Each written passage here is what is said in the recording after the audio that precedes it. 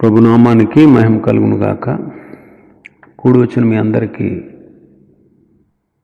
మన ప్రభువును ప్రియ రక్షకుడునైన యేసుక్రీస్తు వారి శ్రేష్టమైన నామంలో శుభములు మరియు వందనాలండి. మరి ఒక ఆదివారం ఈ రాత్రి దేవుని యొక్క వాక్యాన్ని వినుటకు, ధ్యానించుకున్నటకు దేవుడు మనకిచ్చిన ఈ అవకాశాన్ని బట్టి ప్రభునామానికే మహిమ కలుగును గాక. గత ఆదివారం దావీదు దేవుని హృదయానుసారుడు అనే విషయాన్ని మనం ధ్యానం చేసుకుంటున్నాం. నరుల హృదయం ఎలాంటిది? గత వారం మనం చూసాం. బాల్యము నుండి చెడ్డదే. హృదయము అన్నిటికంటే మోసకరమైనది.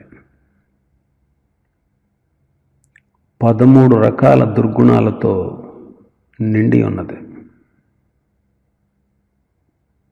అయితే మన హృదయంలో ప్రభువును ప్రతిష్ఠిస్తే మన హృదయంలో నుండి జీవధారలు బయలుదేరుతాయి. దేవుని ప్రేమ మన హృదయంలో కుమ్మరించబడుతుంది. అప్పుడు మనం ప్రభుని గూర్చి పాడగలం. దేవుని హృదయం ఎలాంటిదో చెప్పుకున్నాం. అది సున్నితమైనది, మాధుర్యమైనది, ప్రేమామృతమైనది, వాత్సల్యం కలిగినటువంటిది, జ్ఞానము చేకూర్చేది. ఆయన హృదయం జీవామృతం. ఆయన హృదయం పరిశుద్ధం. ఆయన హృదయం కనికరంతో, కరుణతో నిండి ఉండేది. కాబట్టి దేవుని హృదయాన్ని ఎరిగినవాడు దావీదు. ఎలాగ దావీదు దేవుని హృదయానుసారుడు? ప్రభువే అతని గురించి మంచి కాంప్లిమెంట్ ఇచ్చాడు. సమూయేలు మొదటి గ్రంథం 13వ అధ్యాయం 14వ వచనంలో, రాజుల మొదటి గ్రంథం 15వ అధ్యాయం 3-4 వచనాల్లో, అపొస్తలుల కార్యములు 13వ అధ్యాయంలో దావీదు దేవుని హృదయానుసారుడు. ఎలాగా దేవుని హృదయానుసారుడు మనం తెలుసుకుంటూ వచ్చాం. 2 విషయాలు ఆ రోజు మనం ధ్యానం చేసుకున్నాం. మొదటిది, దావీదు దేవుని వాక్యాన్ని ప్రేమించాడు. దేవుని వాక్యాన్ని ప్రేమించాడు. ఈ ధర్మశాస్త్రం నాకెంతో ప్రియముగా ఉన్నది, దినమెల్లా నేను దాన్ని ధ్యానించుచున్నాను అంటాడు. కాబట్టి దేవుని వాక్యం, ధర్మశాస్త్రం హృదయానికి ఆనందాన్ని, శాంతిని కలిగిస్తుంది. ధ్యానించడం వల్ల మనం ధన్యులం అవుతాం. దేవుని వాక్యాన్ని ప్రేమించడం ద్వారా దేవుని కాపుదల, దేవుని ఆదరణ, దేవుని సహాయం, దేవుని నడిపింపు, దేవుని శక్తి, దేవుని సన్నిధి, దేవుని బలం మనకు వస్తాయి. ఈ వాక్యం అనేటువంటి బలంతో, బలమైన పునాది మీద మన జీవితాన్ని కట్టుకోవాలి.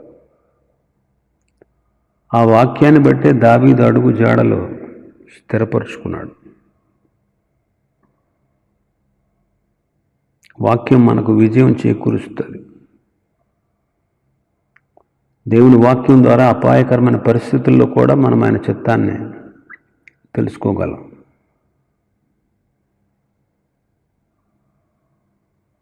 తూలడానికి కానీ, తొట్టెల్లడానికి కానీ అవకాశం ఉండదు. హృదయం నిండిన దాన్ని బట్టి నోరు మాట్లాడుతుంది. మంచితనంతో నిండి ఉంటే కృపాభరితమైనటువంటి నీతి వాక్యాలు బయటకు వస్తాయి. మన హృదయం మన మనస్సాక్షిని బట్టి పనిచేస్తుంది. హృదయానుసారుడు ఎందుకు అయ్యాడు అంటే, దేవుడు కూడా, యేసు ప్రభు వారు కూడా వాక్యాన్ని ప్రేమించారు. ఆయన శోధించబడినప్పుడు వాక్యాన్ని చూపించి శోధనలు జయించారు.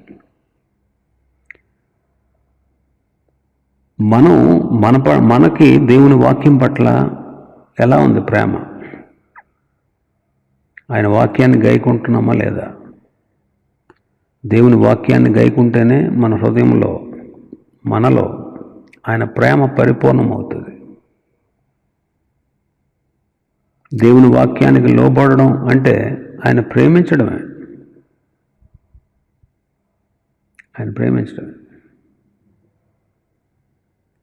ఆయన ప్రేమ యొక్క బలం కన్నా గొప్ప శక్తి, గొప్ప బలం ఈ లోకంలో ఏది లేదు. కాబట్టి ప్రతిదినం వాక్యాన్ని చదవాలి, ధ్యానించాలి, దివారాత్రులు దాన్ని ధ్యానించాలి, ఆయన వాక్యం అందు ఆనందించాలి. అప్పుడు నిజంగా మనం ఆశీర్వదించబడతాం. రెండవ విషయం, దావీదు దేవుని ప్రార్థించడాన్ని ప్రేమించాడు. నా జీవితకాలం అంతా నేను ఆయనకు మొర్రపెడతాను అంటాడు 116వ కీర్తనలో. దావీదు యొక్క మొదటి స్పందన ఏంటో తెలుసా? ప్రార్థన. ఆయన తీర్మానం ఏంటో తెలుసా? నా జీవితం ఉన్నంత వరకు నేను ప్రార్థిస్తాను. దావీదు యొక్క ఉద్దేశం ఏంటంటే, బ్రతికినంత కాలం నేను ప్రార్థనా పరుణ్ణై ఉండాలి.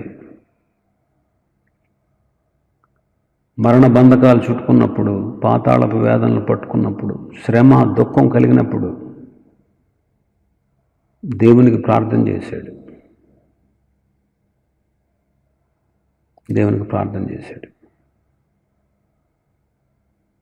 51వ కీర్తన క్షమాపణ కొరకు చేసిన ప్రార్థన. 61వ కీర్తన శ్రమల యందు చేసిన ప్రార్థన. 69వ కీర్తన భయంకరమైన శ్రమల నుండి నన్ను రక్షించు ప్రభువా అని చేసినటువంటి ప్రార్థన. 74వ కీర్తన పరిశుద్ధ స్థలం పాడైపోయిందయ్యా, సహాయం చేయి అని ప్రార్థన చేశాడు. 86వ కీర్తన శ్రమ దినంలో దావీదు చేసినటువంటి ప్రార్థన. 88వ కీర్తన ఎక్కువ దుఃఖంతో నిండి ఉన్నటువంటి కీర్తన, దుఃఖంతో ప్రార్థించినటువంటి కీర్తన. 94వ కీర్తన త్వరగా తీర్పు తీర్చు అని దేవునికి చేసినటువంటి ప్రార్థన. దావీదు హృదయానుసారుడు, దేవుని హృదయానుసారుడు, దేవుని ఉద్దేశాలు నెరవేర్చేవాడు. తనకు నిజముగా మొర్రపెట్టు వారందరికీ ఆయన సమీపంగా ఉన్నాడనేటువంటి సత్యాన్ని ప్రపంచానికి చాటి చెప్పాడు.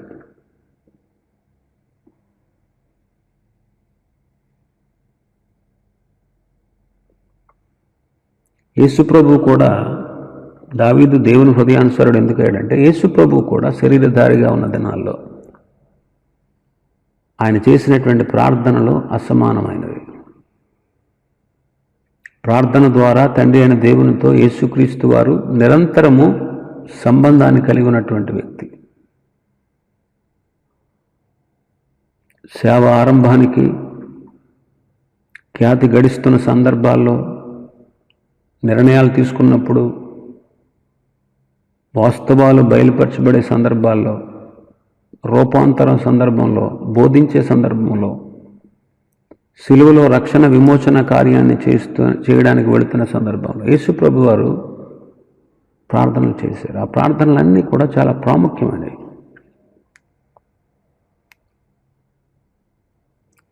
అయితే ప్రార్థన పట్ల మన ప్రేమ ఎలా ఉంది? మనం ప్రార్థన చేస్తున్నామా లేదా?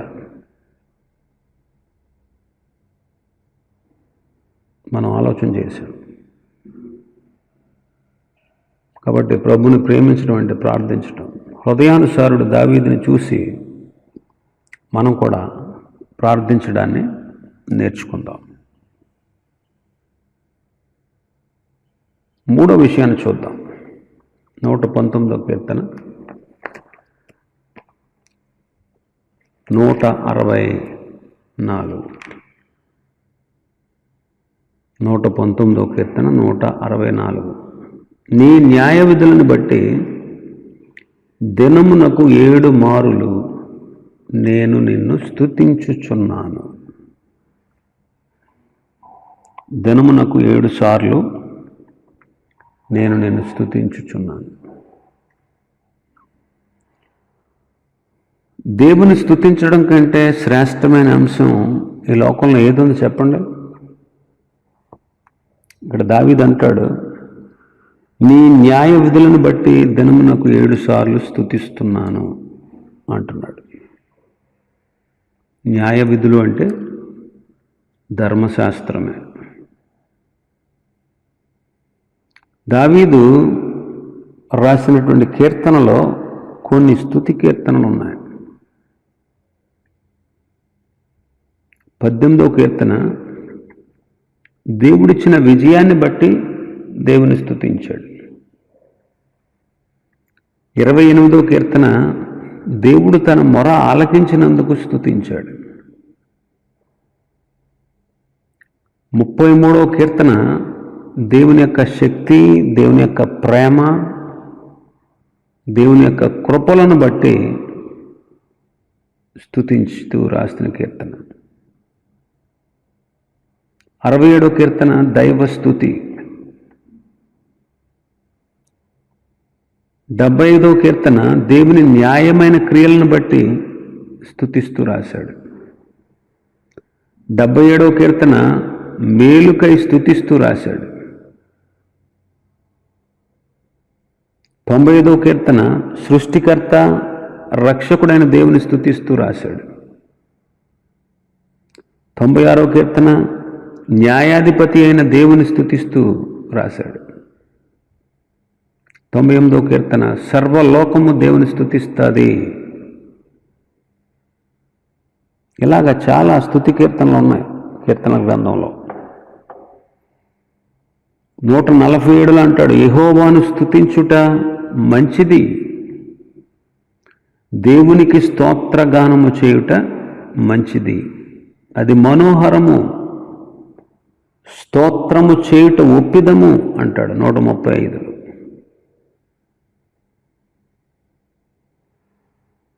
తన భక్తులకు శోభస్కరము అంటాడు. స్తుతి మనకు సంతోషాన్ని ఇచ్చేదే కాదు, వివేకాన్ని కూడా ఇస్తుంది. దేవునితో శృతి కలిపినటువంటి హృదయం,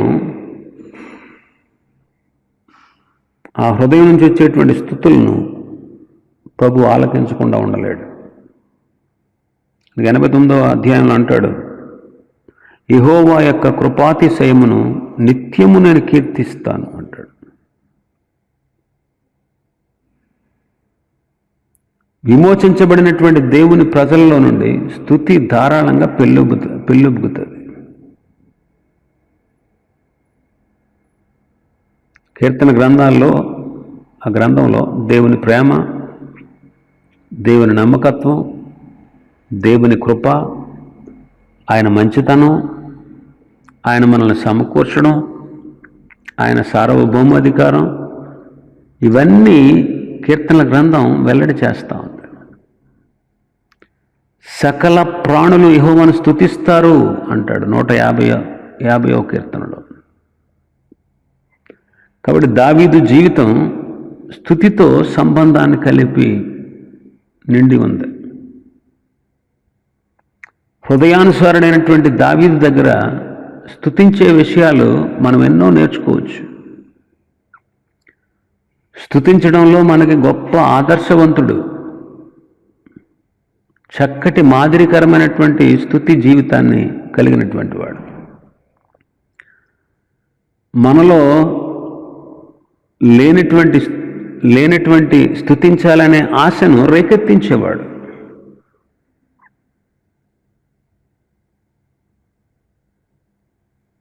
కాబట్టి దావీదు స్తుతించడాన్ని ప్రేమించాడు. యేసు ప్రభు కూడా చూడండి, ఆయన కూడా స్తుతించడాన్ని ప్రేమించాడు. లూకాసు వార్త 24వ అధ్యాయం. లూకాసు వార్త 24:30 వచనం. ఆయన వారితో కూడా భోజనమునకు కూర్చున్నప్పుడు ఒక రొట్టె పట్టుకొని స్తోత్రము చేసి దాన్ని విరిచి వారికి పంచిపెట్టగా. ఎమ్మాయి దారిలో ఇద్దరు శిష్యులు ఎమ్మాయికి వెళుతున్నారు యెరూషలేము నుండి. వారిద్దరితో కలిసి వెళ్తూ ఉన్నాడు ఆయన. వాళ్ళు ఆయన గుర్తుపట్టలేదు. వాళ్ళు యెరూషలేములో జరిగినటువంటి యేసుక్రీస్తు ప్రభు యొక్క శిలువ మరణాన్ని గురించి మాట్లాడుకుంటున్నారు. ఈయన కూడా వాళ్ళతో మాటలు కలిపాడు. వాళ్ళు కలిసి ప్రయాణం చేస్తూ వెళుతూ ఉన్నప్పుడు, ఏంటి మీరు చెప్పుకునే సంగతులని అడిగితే, నజరేయుడైన యేసును గూర్చిన సంగతులే. ఏంటి, యెరూషలేము నుంచి వస్తున్నట్టున్నావు నువ్వు కూడా, నీకు ఈ సంగతులు తెలియదా అని ఆయన అడిగారు. తెలుసు అని చెప్పాడు. ఏమో శక్తిగల ప్రవక్త అనుకున్నాం, ఈలోగా ఆయన సిలువ వేశారు, ఏంటో మాకేం అర్థం అవ్వట్లేదు అని చెప్పి వాళ్ళు వాపోయారు. అయితే లేఖనాలు చూపించి ఇలా జరుగుద్దని చెప్పాడు కదా ఆయన ముందే, ఇలా జరగాలి కదా, ఈ విషయాలన్నీ చెప్తూ వెళ్ళాడు. ఈలోగా పొద్దుపోయింది. వాళ్ళు సాయంకాలం పొద్దుగుంగినప్పుడు మాతో కూడా ఉండు ఈ రాత్రికి అని చెప్పి ఆయన బలవంతం చేశారు. వారితో కూడా ఉండడానికి ఇంట్లోకి వెళ్ళాడు. వాళ్ళు భోజనం కూర్చున్నప్పుడు ఒక రొట్టెను పట్టుకొని స్తోత్రము చేశాడు అంటాడు. రొట్టెను పట్టుకుని ఏం చేశాడు ఆయన? స్తోత్రం చేశాడు. దేవుడు తన మనవి ఆలకించి లాజరును లేపుతాడని యేసుప్రభుకి తెలుసు. యేసుప్రభుకి తెలుసు. చూడండి, యోహాను సువార్త 11వ అధ్యాయం. యోహాను సువార్త 11:41. యేసు కన్నులు పైకెత్తి, తండ్రి, నీవు నా మనవి వినినందున నీకు కృతజ్ఞతాస్తుతులు చెల్లించుచున్నాను. తన మనవిని దేవుడు విన్నందుకు దేవునికి కృతజ్ఞతాస్తుతులు చెల్లించాడు.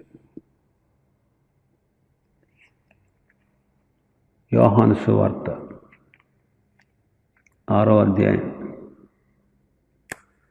11వ వచనం. యేసు ఆ రొట్టెలు పట్టుకొని కృతజ్ఞతాస్తుతులు చెల్లించి కూర్చున్న వారికి వడ్డించాను.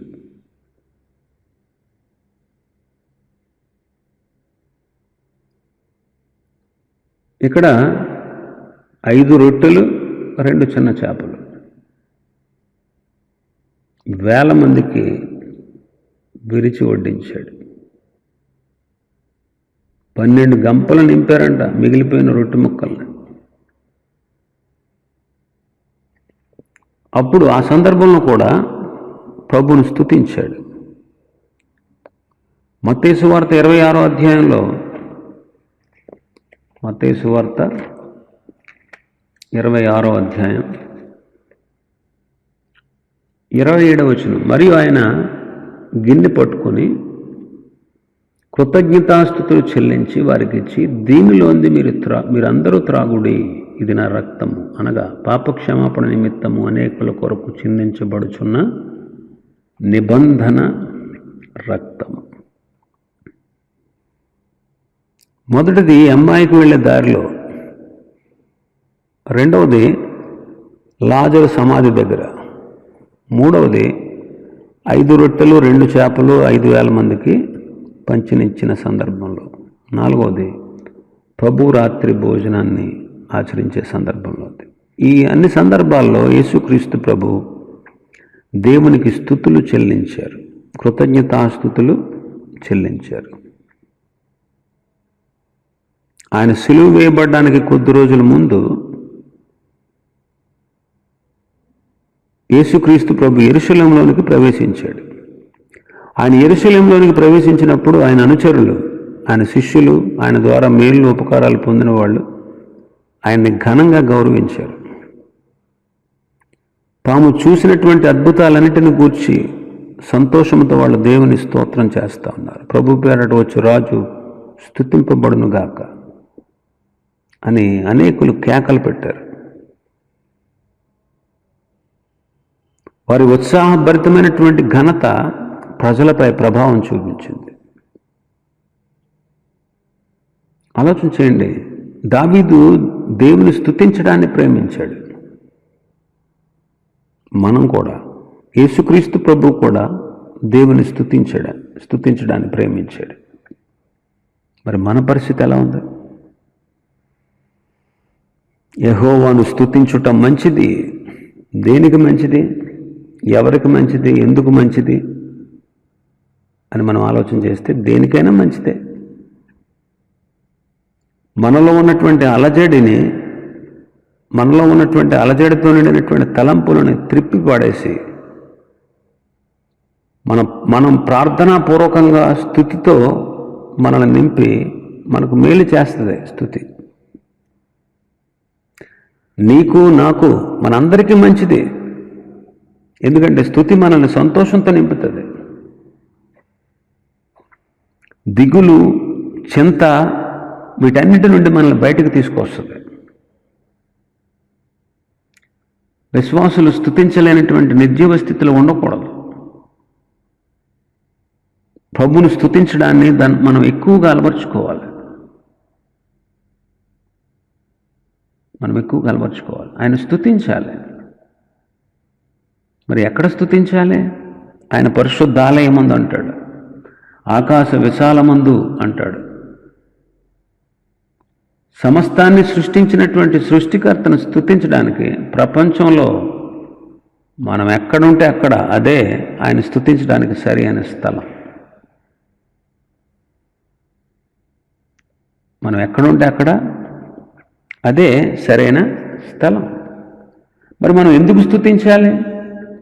దేవుడు ఏం చేశాడో దాన్ని బట్టి మనం ఆయన స్తుతించాలి. ఉత్సాహంగా, ధైర్యంగా, నిర్భయంగా మనం దేవుణ్ణి స్తుతించాలి. అనేక రీతుల్లో, అనేక సందర్భాల్లో మనం స్తుతించాలి. సకల ప్రాణులు అంటాడు కదా, యవ్వనులారా, వృద్ధులారా, ధనికులారా, పేదలు, బలహీనులు, బలవంతులు, జీవము కలిగి చలించే ప్రతి ప్రాణి, ఊపిరితో ఉన్న ప్రతి ఒక్కరూ ప్రభును స్తుతించాలి. ఆయనకు మనం స్తుతి బలి అర్పించాలి. కాబట్టి ప్రభు పట్ల మనం కృతజ్ఞతా భావంతో ఆయనకు మనం స్తుతులు చెల్లిస్తున్నామా లేదా అనే విషయాన్ని మనం గమనించాలి. దావీదు దేవుని స్తుతించడాన్ని ప్రేమించాడు. యేసుక్రీస్తు ప్రభు కూడా అదే మనస్సు. ఆయన కూడా తండ్రి అయిన దేవుని స్తుతించాడు. అందుకే దావీదు దేవుని హృదయానుసారుడయ్యాడు. ఈనాడు మనం కూడా దేవుని హృదయానుసారులం అవ్వాలంటే మనం కూడా నిత్యము దేవునికి కృతజ్ఞతాస్తుతులు చెల్లించాలి. ఆయన్ని స్తుతిస్తూ ఉండాలి అన్ని పరిస్థితుల్లో. చాలాసార్లు మనం చెప్పుకుంటూ వస్తున్నాం, కీర్తనలు మనకు నేర్పించేటువంటి పాఠం ఏంటంటే మనం దేవుని స్తుతించాలి. అదొక పాఠం. 2, అనుకూల పరిస్థితుల్లోనూ ప్రతికూల పరిస్థితుల్లోనూ మనం దేవుణ్ణి స్తుతించాలి అనే విషయాన్ని మనకు ఈ కీర్తనల గ్రంథం నేర్పిస్తూ ఉంది. కాబట్టి మనం నిత్యము దేవునికి కృతజ్ఞతాస్తుతులు చెల్లించాలి. స్తుతిలో విజయం ఉంది, స్తుతిలో విడుదల ఉంది. విజయం ఉంది, విడుదల ఉంది. ఎరుకో పట్టణపు కోట గోడలు ఎలా కూలిపోయినాయి? వాళ్ళు బోరలు ఊదుతూ గట్టిగా కేకలు వేశారంట. బోరలు ఊదుట అనేది స్తుతికి సూచన, కేకలు వేయుట అనేది ప్రార్థనకు సూచన. ప్రార్థన, స్తుతి ఈ రెండు మన ప్రార్థనలో మిళితమై ఉండాలి. వాళ్ళు బోరలు ఊదారు యాజకులు, ప్రజలు గట్టిగా కేకలు వేశారు. 7వ దినాన 7 సార్లు తిరిగి వచ్చి ఎరుకో చుట్టూ 7 సార్లు తిరిగి వచ్చారు. కోట గోడలు కూలిపోయినాయి, చెరసాల పునాదులు అదిరిపోయినాయి, భూకంపం వచ్చింది. పౌలు శీల చెరసాలలో ఉన్నప్పుడు సంకెళ్ళు ఊడిపోయినాయి, బంధకాలు ఊడిపోయినాయి, తలుపులు తెరుచుకున్నాయి. మధ్యరాత్రి వేళ వాళ్ళు దేవుని గురించిన కీర్తనలు పాడుచున్నప్పుడు, కీర్తన అంటే దేవుని స్తుతించేటువంటి పద్యం అని అర్థం. పాటలు వేరు, కీర్తనలు వేరు. కీర్తనలో దేవుని గొప్పతనం ఇమిడి ఉంటుంది. ప్రార్థన మన ఆధ్యాత్మిక జీవితాన్ని, పాట మన ఆధ్యాత్మిక జీవితాన్ని ప్రోత్సహించేదిగా ఉంటుంది. ఏది పాటో ఏది కీర్తనో మనకు తెలిసి ఉండాలి. కీర్తన దేవుని ప్రభావ వర్ణనతో నిండి ఉండేది. కాబట్టి వాళ్ళు కీర్తనలు పాడుతూ ఉన్నప్పుడు మధ్యరాత్రి వేళ ఖైదీలు వింటున్నారంట. అప్పుడు అకస్మాత్తుగా పెద్ద భూకంపం వచ్చింది. స్తుతి నీకు విడుదలనిస్తుంది, నీకు విజయాన్ని ఇస్తుంది, నీకున్న ఆటంకాలను అధిగమించేటట్టు చేస్తుంది. కనాను దేశానికి వారు ఎంటర్ అవ్వాలంటే అడ్డుగా ఉంది ఎరుకో. ఎరుకోలో అడుగు పెడితే చాలు, ఈజీగా కనాను దేశాన్ని అంతటిని వాళ్ళు స్వాధీనపరచుకోవచ్చు. ఆ ఎరుకోలో ఒక్క అడుగు కూడా పెట్టడానికి లేదు, ఎత్తైన ప్రాకారాలు అడ్డుగా ఉన్నాయి. అందుకే వాళ్ళు ఒకటే చేశారు, ఏంటది? మౌనంగా 7 రోజులు తిరిగి వచ్చారు. 7వ రోజు 7 సార్లు తిరిగి బోరలు ఊదుతూ కేకలు వేస్తూ ఉంటే ఎరుకో కోట గోడలన్నీ కూలిపోయి. వీళ్ళ కేకలు కూలిపోయి అంటారా? వీళ్ళ బోరల శబ్దానికి కూలిపోయి అంటారా? ఎస్, నిజమే. దేవుడు ఆ కార్యాన్ని చేశాడు. బోరలు ఊదుట దేవుని స్తుతించుట, కేకలు వేయుట ప్రార్థించుట, ఈ రెండింటికి సూచన. కూలిపోతాయి అంతే. కరోనా పేషెంట్లు ఏమనుకోవాలి తెలుసా? ఈ వ్యాధిని నాకు కలగజేసినందుకు నీకు స్తోత్రం అయ్యా అని చెప్పాలి, అంతే. నిజమే మరి, ఆ కలగజేసినందుకు స్తోత్రం.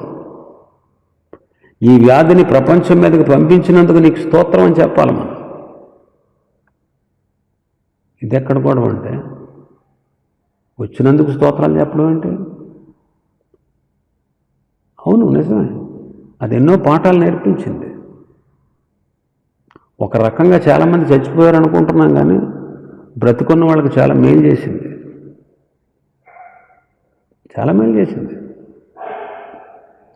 ఆత్మీయులకు మరింత మేలు చేసింది.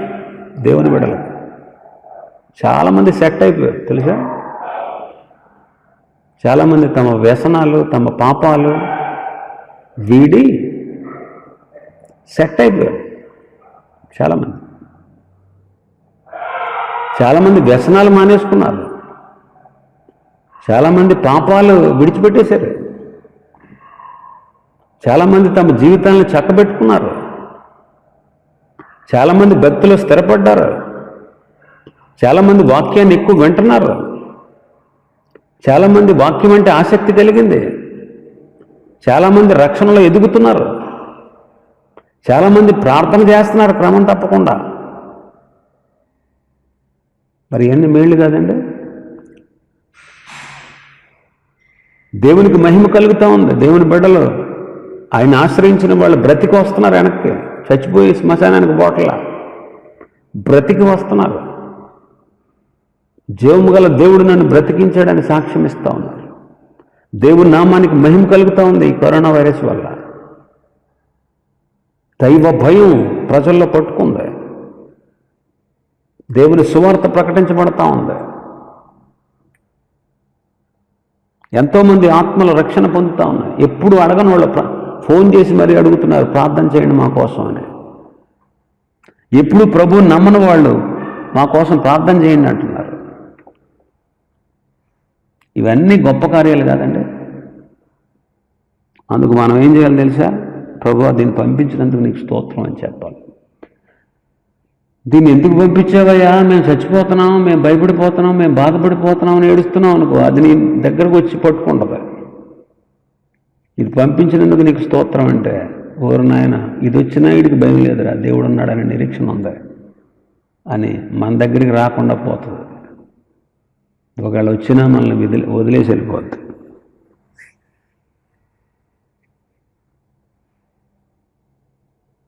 కాబట్టి ప్రతికూల పరిస్థితుల్లో కూడా మనం దేవుని స్తుతించాలి.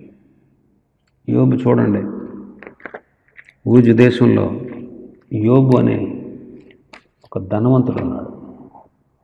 యెహోవా యందు భయభక్తులు కలిగిన వాడు, చెడుతనాన్ని విడిచిపెట్టినవాడు. 7 కొడుకులు, 3 కూతుళ్ళు, 7,000 గొర్రెలు, 3,000 ఒంటెలు, 500 జతలు అంటే 1000 ఎడ్లు, 500 ఆడగాడిదలు, 10 మంది పనివారు అతనికి ఆస్తిగా ఉన్నారు. ఇదేగా ఆస్తి. లెక్క పెడితే కోట్ల రూపాయలు. ఆ కాలంలో కోటీశ్వరుడు అనమాట. ఆ కాలంలో ఇన్ ద బిగినింగ్, మొదటి సహస్రాబ్దిలో యోబు ధనవంతుడు అనమాట.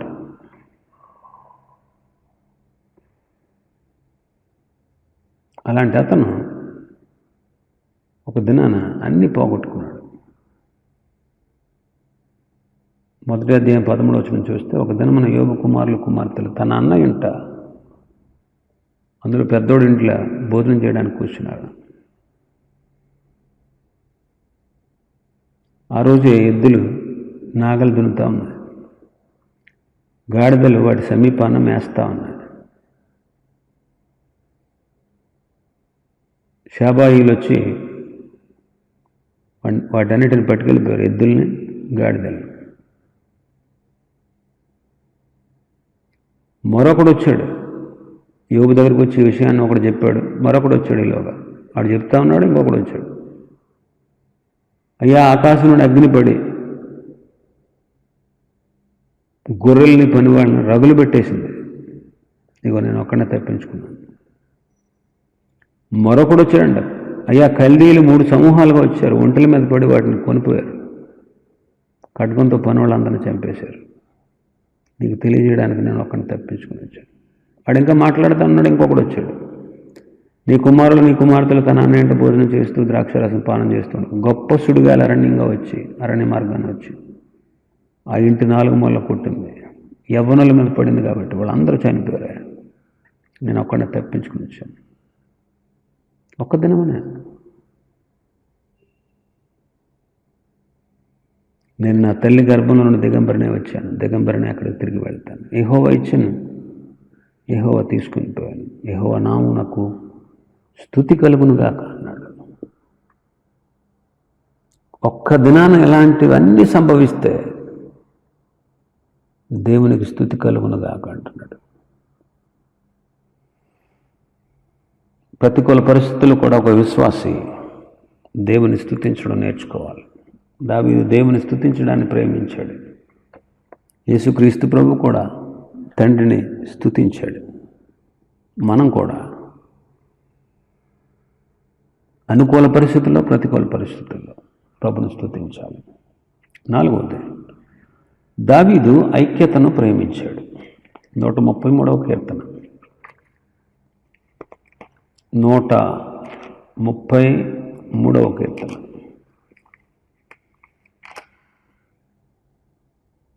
దావీదు రాశాడు, సహోదరులు ఐక్యత కలిగి నివసించుట ఎంత మేలు, ఎంత మనోహరము. David loved the unity. మనం ఒంటరిగా ఉండడం కంటే, ఒంటరిగా ఉండి సాధించేదానికంటే కలిసి ఉంటేనే అధికంగా సాధించగలమని దావీదు గ్రహించాడు. ఐక్యత అనేది లోకం దృష్టిలోనూ, మనుషుల దృష్టిలోనూ, దేవుని దృష్టిలో మనోహరంగా ఉంటుంది. అక్కడ అంటాడు, అది తల మీద పోయబడి అహరోను గడ్డం మీదుగా కారి అతని అంగీల అంచు వరకు దిగజారిన పరిమళ తైలములాగా ఉంటుంది. అహరోన్ని అభిషేకించడానికి ఒక పరిమళ తైలాన్ని సిద్ధం చేయమని ప్రభువు చెప్పాడు. అహరోన్ని అతని కుమారులను ప్రతిష్ఠించేటప్పుడు ఆ పరిమళ తైలాన్ని, అదొక ప్రత్యేకమైన నూనె అన్నమాట, ఆ పరిమళ తైలాన్ని తల మీద పోసి అభిషేకించారు. తల మీద పోసి అభిషేకించారు. నిర్గమకాండం 29వ అధ్యాయం 30వ అధ్యాయం చదవండి, మీకు తెలుస్తుంది. నిర్గమకాండం 29:7. అభిషేక తైలము తీసుకొని అతని తల మీద పోసి అతనిని అభిషేకించవలెను. తల మీద పోయాలి, తల మీద పోయాలి.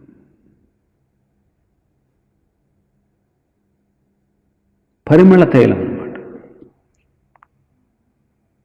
అది పవిత్రమైనటువంటి పరిమళభరితమైన ప్రత్యేకమైన నూనె. అది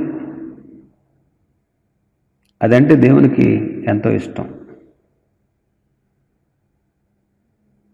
అందుకే 33వ వచనం, 30వ అధ్యాయం 33వ వచనం నిర్గమకాండంలో, దాని వంటిది కలుపువాడును అన్యుని మీద దాన్ని పోయేవాడు తన ప్రజల్లో నుండి కొట్టివేయబడునని చెప్పాడు.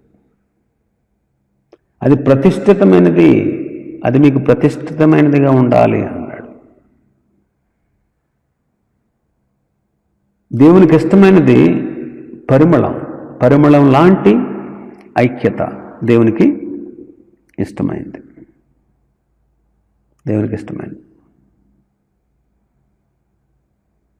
కాబట్టి ఐక్యత అనేదాన్ని దావీదు ప్రేమిస్తూ ఉన్నాడు. పరిశుద్ధ సంఘంలో విశ్వాసులు కూడా పవిత్ర జీవితాలు కలిగి ఉండి ఐక్యతగా ఉండాలి. ఇంకా అంటాడు, హెర్మోను పర్వతం మీదకి దిగి వచ్చే, సియోను కొండల మీదకి దిగి వచ్చే హెర్మోను మంచు వలె ఉండును అంటాడు. హెర్మోను మంచు, హెర్మోన్ అనేది ఒక పెద్ద పర్వతం. ఆ పర్వతం సియోను కొండల కంటే పెద్దది. దాని మీద నిత్యము మంచుతో కప్పబడి ఉంటుంది. ఆ మంచు ప్రవహిస్తూ నీరుగా మారి నిత్యము ప్రవహిస్తూ ఉండేటువంటి నదిలాగా ఉంటుంది. మంచు తెల్లగా ఉంటుంది. హెర్మోను పర్వతం మీద ఉన్నటువంటి మంచు కరిగి ప్రవహించి పంటల్ని ఫలభరితంగా చేయడానికి ఆ నీరు ఎంతో ఉపయోగపడుతుంది. మంచు పరిశుద్ధతను సూచిస్తుంది. మంచు కరిగి ప్రవహించడం, నీరు దేవుని వాక్యానికి సూచన. నీరు దేవుని వాక్యానికి సూచన. శాశ్వత జీవం అక్కడ ఉండాలంటాడు. ఐక్యత కొంతకాలం కాదు, జీవితాంతం. ఈ మంచు ఆ హెర్మోను పర్వతం మీద కురుస్తూ ఉన్నట్టు మంచు లాంటి ఐక్యతను మనం కూడా కలిగి ఉండాలి. దావీదు ఐక్యతను ప్రేమించాడు. ఆచరించేవాడు, ఐక్యతను కూడా ఆచరించేవాడు. చూడండి, ఎట్టి పరిస్థితుల్లోనూ వ్యతిరేకంగా నడవల. ఎప్పుడు కూడా దావీదు విషయాన్ని మనం ఆలోచన చేస్తే, దావీదు ఐక్యతనే కోరుకున్నాడు. అనైక్యత ఆయనలో ఎప్పటికీ లేదు, ఎప్పటికీ లేదు. ఐక్యతగా ఉన్నాడు. సౌలు అంత హింసించిన సౌలుని ఎప్పుడు తోలనాడలేదు. సౌలుని ఎప్పుడు కూడా వ్యతిరేకించలేదు. సౌలు ఎదుట తగ్గించుకున్నాడు ఇంకా దావీదు.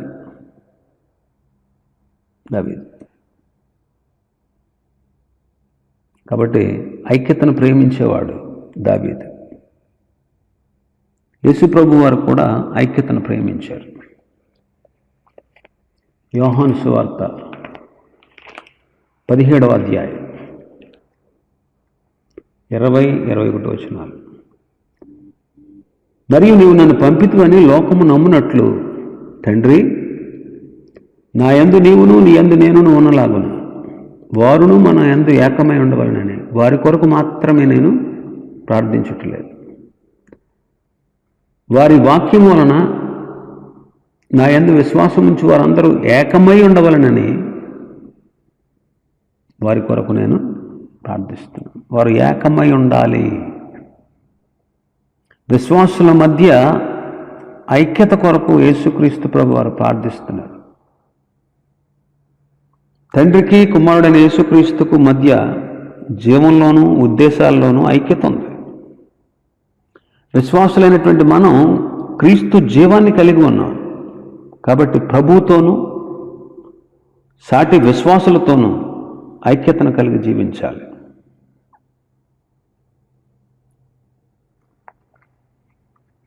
ప్రభు ఐక్యతను ప్రేమించారు. మనమంతా ఏకమగునట్లు అంటాడు ఆయన. ఆయన ఆశ, ఆయన ఆలోచన, ఆయన ఐక్యత విశ్వాసుల యొక్క మనసులోనూ హృదయంలోనూ వాళ్ళు ప్రేమలో ఏకమై ఉండాలని ప్రభు చెప్తున్నాడు. యోనాతాను దావీదు గురించి ఒక మాట ఉంటుంది, సమూయేలు మొదటి గ్రంథం 18:1. యోనాతాను హృదయము దావీదు హృదయముతో కలిసిపోయిన. ఏకమై ఉండడం అంటే ఆత్మయందు ఏకమై ఉండడం అన్నమాట. పరిశుద్ధాత్ముడు సంఘములో నివసిస్తున్నాడు. ఈ పరిశుద్ధాత్ముడే మనల్ని ఒకటిగా చేస్తాడు. మన వృత్తి, మన ప్రవృత్తి, మన నడవడిక, మన ఆచారాలు, మన అలవాట్లు ఒకరికొకరికి భిన్నంగా ఉండవచ్చు. కానీ ఆత్మలో, మన అంతరంగంలో పూర్తిగా దేవుని ఐక్యతతో నింపబడాలి. అందుకే ఎఫెసీ పత్రికలు అంటాడు, ఆత్మ కలిగించు ఐక్యతను కాపాడుకున్నట్టు శ్రద్ధ కలిగి ఉండండి అంటాడు. ఐక్యత అనేది దాని అంతటదే రాదు. కలిసి ఉండాలనే కోరికతో మనం దానికోసం కృషి చేయాలి. సాతాను నిత్యము మనల్ని విభజించడానికి ప్రయత్నం చేస్తూ ఉంటాడు. అయితే మనకున్న ఐక్యతను కాపాడుకోవడానికి మనకు శ్రద్ధ ఉండాలి. ప్రతి విషయంలోనూ స్వల్పమైన భేదాలు ఉంటాయి, భేదాభిప్రాయాలు ఉంటాయి. భేదాభిప్రాయాలు లేని పరిస్థితులు ఉండవు. అయినా మనం ప్రభువును సంతోషపెట్టడానికి ఏకభావం, ఏక మనసు, ఏక తాత్పర్యం కలిగి ఉండాలి. అయితే మనం ఐక్యతను ప్రేమిస్తున్నామా లేదా? ఆ విషయాన్ని మనం ధ్యానం చేసుకోవాలి. 133వ అధ్యాయం మీద చాలామంది చాలా ప్రసంగాలు చేసేవారు ఉన్నారు. అయితే వాళ్లే కొన్నిసార్లు అనైక్యతకు కారకులు అవుతూ ఉంటారు. సామెతల గ్రంథకర్త అంటాడు, యెహోవాకు అసహ్యమైనవి 6 ఉన్నాయి. అందులో ఒకటి అన్నదమ్ములలో జగడాలు పుట్టించేవాడు, ఆయనకు అసహ్యం. సహోదరుల మధ్యలో విరోధ భావాన్ని, అనైక్యతను కలిగించేవాడు దేవుడు వాడిని అసహించుకుంటాడు. చాలా సంఘాల్లో చీలికలు వచ్చేస్తాయి. విరోధములుగా ఉండేటువంటి గుంపులు బయలుదేరుతూ ఉంటాయి. ఆలోచించేయండి. పరిశుద్ధాత్ముడేమో ఐక్యతను కలగజేస్తాడు, సాతానేమో ఐక్యత వద్దేమొద్దు అని వాడు భేదాలు పుట్టిస్తూ ఉంటాడు. మనం ఐక్యతను వృద్ధి చేసుకోవడానికి గల ఏకైక మార్గం ఏంటో తెలుసా? ఉత్తమమైన మార్గం ఏంటో తెలుసా? క్రీస్తు యేసునకు కలిగిన మనస్సు మనం కూడా కలిగి ఉండడమే. చాలా సంఘాల్లో భేదాలు, గొడవలు, అల్లర్లు, కొట్లాటలు, కోర్టు కేసులు అనేకమైనవి కనబడుతూ ఉంటాయి. ఆస్తుల కోసం, అధికారాల కోసం జరిగేటువంటి సంఘటనలు చాలా విడ్డూరంగా ఉంటాయి. వీరు దేవుని ప్రేమ గురించి కానీ, క్రీస్తు త్యాగాన్ని గురించి కానీ గుర్తించరు. వీళ్ళందరూ నామకార్థ క్రైస్తవులు. అజ్ఞానంతో చాలామంది చేస్తూ ఉంటారు. కొందరికి వాక్యం తెలుసు, వాక్యం తెలిసినా కానీ, సత్యం తెలిసినా కానీ గర్వంగా, మొండితనంగా ఐక్యతను పాడు చేసేటువంటి అందులో ఉన్నారు చాలామంది ఈ రోజుల్లో. సత్యం తెలుసు వాళ్ళకి, వాక్యం తెలుసు, అయితే వాళ్ళకి గర్వం అన్నమాట, ఆత్మీయ గర్వం. ఆ గర్వంలో ఎంత మొండితనం ఉంటుందో కొంతమందికి చెప్పలేం. ఐక్యతను పాడు చేసి పడేస్తూ ఉంటారనమాట. కాబట్టి వింటున్నటువంటి మనం, ఈ వర్తమానాన్ని వింటున్నటువంటి మనం అనైక్యతను వీడి ఐక్యతను కాపాడుకుందాం, ఐక్యతను ప్రేమిద్దాం, ఐక్యతను ప్రేమిద్దాం. అందుకే దావీదు దేవుని హృదయానుసారుడయ్యాడు. ఆఖరిది 119వ కీర్తన 104వ వచనం. 119వ కీర్తన 104. నీ ఉపదేశము వలన నాకు వివేకము కలిగను, తప్పు మార్గములన్నీ నాకు అసహ్యములాయను. తప్పు మార్గాలన్నీ కూడా నాకు అసహ్యము అంటున్నాడు. తప్పు మార్గాలన్నీ నాకు అసహ్యం. తప్పు మార్గాలు నాకు అసహ్యం అంటాడు.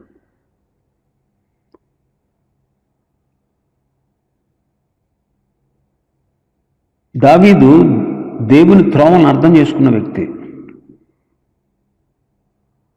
దేవుని త్రోవలను అతనికి తెలుసు కాబట్టి తప్పు త్రోవలను గుర్తించి వాటికి దూరంగా ఉన్నాడు. దేవుని ఆదేశాలు, ఆజ్ఞలన్నీ కూడా యథార్థమైనవి అని గ్రహించాడు. తప్పు మార్గాల్ని అసహ్యించుకున్నాడు. అందుకే 128వ వచనంలో కూడా అంటాడు, అబద్ధ మార్గములన్నీ నాకు అసహ్యము అంటాడు.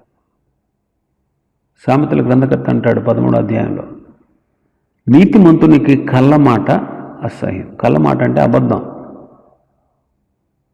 అబద్ధం నాకు అసహ్యం, అది నాకు హేయం అంటాడు.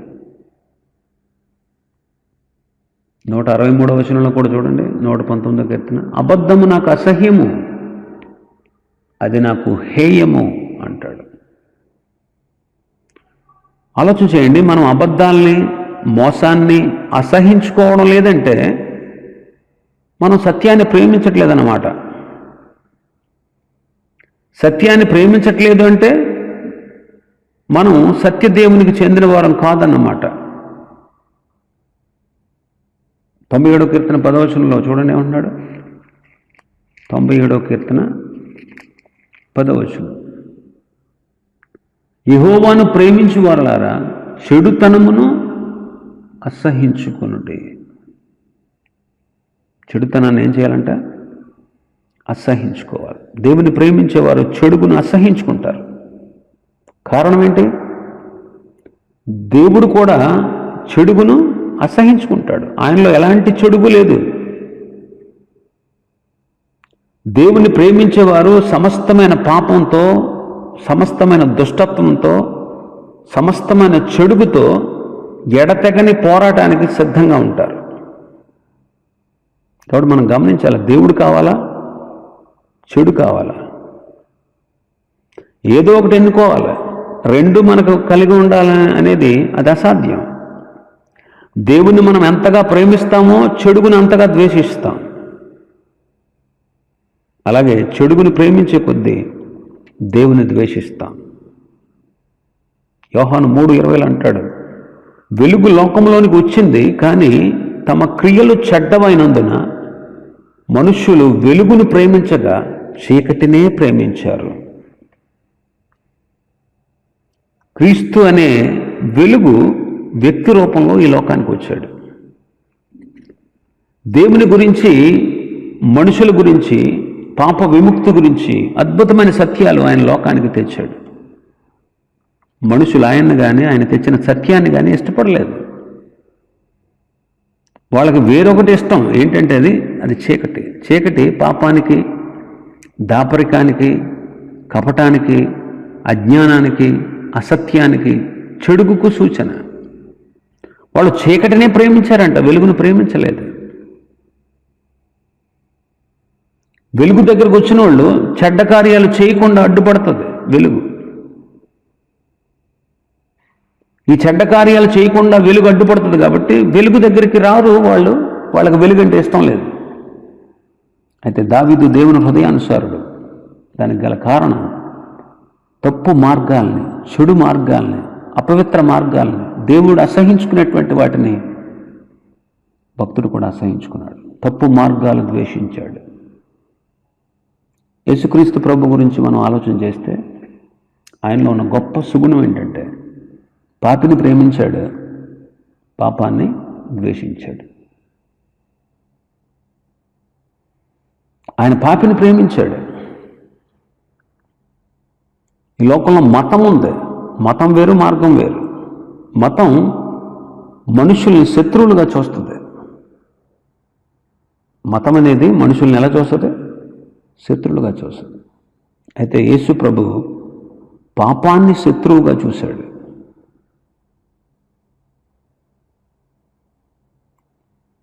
మతం కృపను అవమానంగా చూపిస్తుంది. యేసుక్రీస్తు ప్రభు కృపను పంచి ఇవ్వడానికి ఈ లోకానికి వచ్చాడు. ఆయన నీతిని శిలువ మీద చూపించాడు. మతమేమో దేవుని అధికారిగాను, మనల్నేమో ఒక ఉద్యోగిగా చూపిస్తే, యేసు దేవుని మనకు తండ్రిగా, నిన్ను నన్ను ఆయనకు కుమారుడుగా చూపిస్తున్నాడు. యేసుక్రీస్తు ప్రభు మతాన్ని ద్వేషించాడు. ఎందుకంటే మతం యుద్ధాలను కలగజేస్తుంది. అయితే యేసుక్రీస్తు ప్రభు ప్రేమను పంచి ఇచ్చాడు. ఆయన కృప షరతులు లేనిది. మతం అంటదే నువ్వు దేవుని చేరుకోవడానికి పైకెళ్ళు అంటది. క్రీస్తు యేసు ఏమంటున్నాడు తెలుసా? ఇదిగో నేను మీకోసమే దిగి వచ్చాను అంటున్నాడు. కాబట్టి యేసుక్రీస్తు ప్రభుది మతం కాదు, క్రైస్తవ్యం మతం కాదు, మార్గం.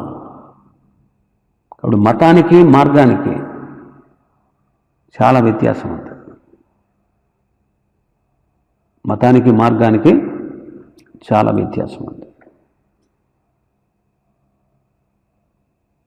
మనం తప్పుడు మార్గాల్ని, తప్పుడు విధానాలని ద్వేషించాలి. నేటి క్రైస్తవ సంఘం నిలువెచ్చని స్థితిలో ఉంది. నేడున్నటువంటి క్రైస్తవులకు దైవ భయం లేదు. ఆలోచించండి, మనం దేవునికి భయపడడం మంచిది.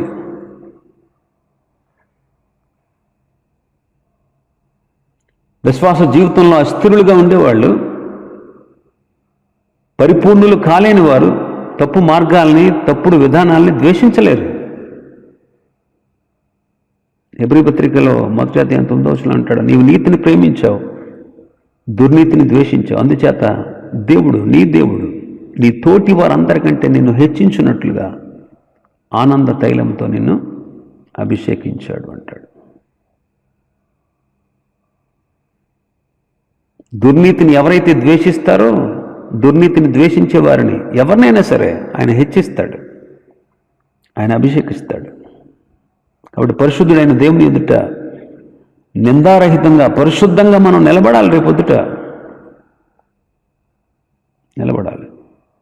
పాపాన్ని ద్వేషించి పరిశుద్ధతను పెంచుకోవాలి. మనం పాపం చేసే నైజం చాలామందిలో ఇంకా దాగి ఉంటుంది. ఏదో అమాయకంగా కనబడుతూ మంచివాళ్ళమని పేరు సంపాదించుకుంటూ మనల్ని మనం సమర్థించుకుంటూ ఉంటాం చాలాసార్లు. అందుకే ఎఫెసీ పత్రిక 5:11 అంటాడు, నిష్ఫలమైన అంధకార క్రియలను విడిచిపెట్టాలి, వాటిని ఖండించాలి, వాటిలో పాలివారై ఉండకండి అంటాడు. కాబట్టి నీతియుక్తమైనటువంటి జీవితాన్ని జీవించేందుకు మనల్ని మనం దేవునికి అప్పగించుకోవాలి. మనం దేవునికి అప్పగించుకోవాలి. కాబట్టి దావీదు తప్పు మార్గాలను ద్వేషించాడు. యేసుక్రీస్తు ప్రభు కూడా తప్పు మార్గాల్ని, ద్వేషించాడు. అయితే మనం ఎలా ఉన్నాం? మనం కూడా తప్పు మార్గాలను ద్వేషిస్తున్నామా?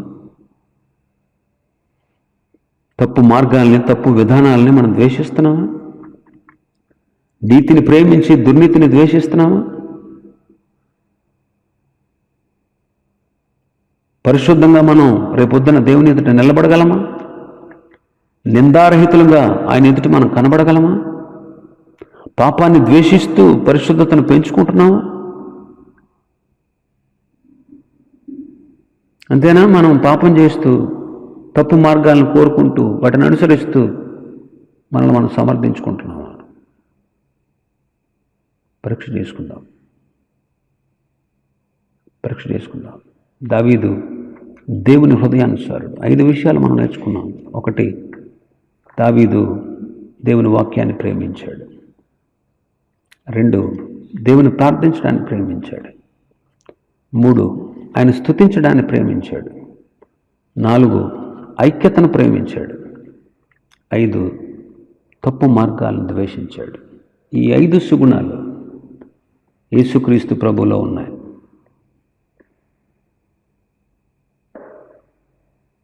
ఈ 5 సుగుణాలు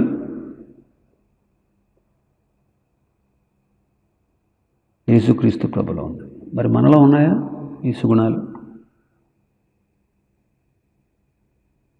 గమనిద్దాం, పరీక్ష చేసుకుందాం, ప్రభుని అడుగుదాం. ప్రభువా, దావీదు వలె నేను కూడా నీ హృదయానుసారుడుగా నడుచుకున్నట్టుకు నాకు సహాయం చేయి.